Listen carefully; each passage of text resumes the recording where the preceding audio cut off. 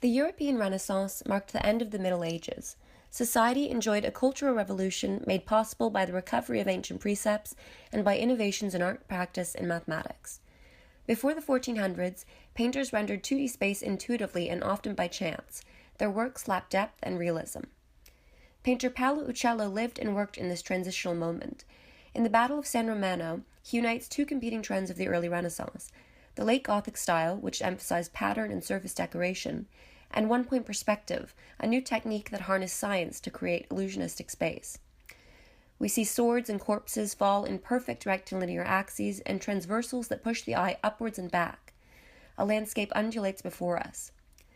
But something is off. Heavy ornamentation, in the horses' gilded dressings for instance, makes the work feel flat and more theatrical than realistic. Uccello fails to fuse scientific method with aesthetics. Without chiaroscuro atmospheric perspective, his work is awkward and unconvincing, something his descendants will later remedy. An artist from the Renaissance period who essentially revolutionized the way in which artists would paint was the artist Tommaso Simone, a Florentine who's famously known as Masaccio. Scenes depicted by Masaccio in his artworks had the illusion of both space and depth to them. This unique technique of Masaccio's was marveled by many Florentines, including fellow artists of his time, such as Michelangelo, who upon seeing Masaccio's artwork was astonished. The lifelike quality of Masaccio's works really set him apart from other painters of his time. A method Masaccio mastered, which ultimately led him to transforming the way Renaissance painters would continue to draw, was a vanishing point. Essentially, a vanishing point is a point at the center of a fresco to which lines from the frame of the fresco all draw to. The purpose of a vanishing point is to create the illusion of space and depth on a flat surface, such as a fresco. This allows the artist to give a 3D effect to a 2D surface. Along with Masaccio's use of a vanishing point, he employed a method known as foreshortening in his artworks. This allowed him to paint with precise proportions and realism.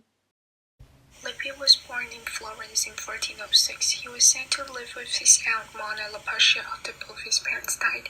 His aunt had him registered in a convent at the age of 8. He showed himself in being ingenious in the use of his hand. Lippi was inspired to become a painter by watching Masaccio at work in the church. Madonna with Child is one of the most gorgeous paintings of Lippi. It was executed between 1450 and 1465. We see a praying Virgin Mary and two angels holding the child Jesus in front of Mary. Mary is depicted in a very elegant way compared to earlier paintings. For example, her sweet facial expression and the graceful veils and the pearls in her hair. Notice also the hollows above the heads of Mary and Jesus. These hollows are just a simple circle and mark the transition between the solid gold disc used in the earlier work and the disappearance of the hollow in the later Renaissance paintings. Tiziano Ficello was born in 1490. He would paint with colors without drawing on the paper, which he felt was the true and best method of completing his works. 1576, he became a victim of the Venice plague. He was buried in the Freri Church next to his famous painting of Madonna di San Pizzero. And we can see a soldier with a banner that has the coat of arms of the Pizzero family and the Pope, a symbol of gratitude of the Christian victories over the Turks. Christ's left foot is seen moving up out of Mary's palm and is seen as a precursor to when he stepped out of his tomb, the resurrection of Christ.